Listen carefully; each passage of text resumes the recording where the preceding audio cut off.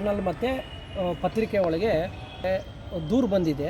ಅವ್ರನ್ನ ಯಾಕೆಂದರೆ ಒಂದು ಒಳ್ಳೆ ಕಾರ್ಯದರ್ಶಿಗಳು, ಮಹಿಳಾ ಕಾರ್ಯದರ್ಶಿ ತುಂಬ ಒಳ್ಳೆ ಕೆಲಸಗಳು ಮಾಡ್ತಾಯಿದ್ದಾರೆ. ಭ್ರಷ್ಟರನ್ನ ಹಿಡ್ದು ಆಚೆ ಹಾಕ್ತಾಯಿದ್ದಾರೆ ಮತ್ತು ಅವ್ರ ಬಗ್ಗೆ ತುಂಬ ಗುರುತರವಾದ ಆರೋಪಗಳನ್ನ ಮಾಡಿದ್ದಾರೆ. ನಾವು ಇದನ್ನು ವರ್ತಕರ ಪರವಾಗಿ ಮತ್ತು ವರ್ತಕರ ಸಂಘದ ಅಧ್ಯಕ್ಷನ ಆಗಿ ಹಾಗೂ ಮಾಜಿ APMC ಸದಸ್ಯನಾಗಿ ಈ ಥರ ಆರೋಪನ ಸತ್ಯಕ್ಕೆ ದೂರವಾಗಿರೋದು ಅಂತ ಹೇಳಿ ಖಂಡಿಸ್ತಿದ್ದೀವಿ. ಹಾಗೆ ಈ ಬಗ್ಗೆ ಇವರು ಪತ್ರಿಕೆಯಲ್ಲಿ ಬಂದಿರೋದು ಸತ್ಯಕ್ಕೆ ದೂರವಾದ ಇದು.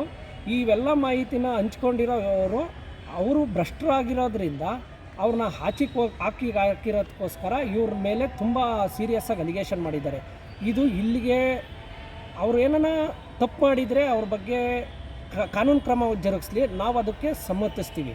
ಯಾರೇ ತಪ್ಪು ಮಾಡಿದ್ರು ಎಲ್ಲರಿಗೂ ಒಂದೇ ಕಾನೂನು, ಒಂದೇ ನಮ್ಮ ದೇಶದಲ್ಲಿ.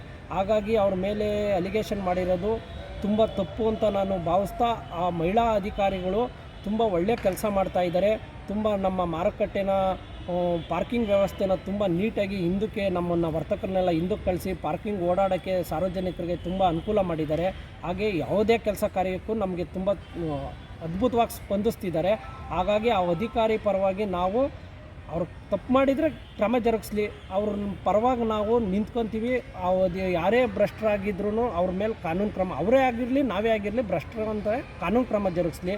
ಇಲ್ಲ ಅಂದರೆ ನಾವು ಮುಂದಿನ ದಿನಗಳಲ್ಲಿ ಉಗ್ರವಾಗಿ ಹೋರಾಟ ಮಾಡ್ತೀವಿ. ಯಾರು ತಪ್ಪಿತಸ್ಥರು ಅಂತ ಅವ್ರನ್ನ ನಾವು ಮುಂದಿನ ದಿನಗಳಲ್ಲಿ ಯಾವ ಮಟ್ಟಕ್ಕೆ ಬೇಕಾದ್ರೂ ನಾವು ಹೋರಾಟಕ್ಕೆ ನಿಲ್ತೀವಿ ಅಂತ ಹೇಳ್ತಾ, ಹಾಗೆ ಈ ವಿಚಾರನ ನಮ್ಮ ಮಾನ್ಯ ಗೃಹ ಸಚಿವರಾದಂಥ ಮಾನ್ಯ ಉಸ್ತುವಾರಿ ಸಚಿವರಿಗೂ ಹಾಗೂ ಮಾರುಕಟ್ಟೆ ಸಚಿವರಾದಂಥ ಶಿವಾನಂದ ಪಾಟೀಲ್ ಅವ್ರ ಗಮನಕ್ಕೆ ತರೋಕ್ಕೆ ನಾವು ಬಯಸ್ತೀವಿ. ಯಾಕೆಂದರೆ ಒಂದು ಮಹಿಳಾ ಅಧಿಕಾರಿಗೆ ತೇಜೋವಧೆ ನಡೀತಿದೆ, ಅದನ್ನು ಯಾವುದೇ ಒಬ್ಬ ನಮ್ಮ ಭಾರತೀಯರು ಸಹಿಸೋಕ್ಕೆ ಸಾಧ್ಯನೇ ಇಲ್ಲ.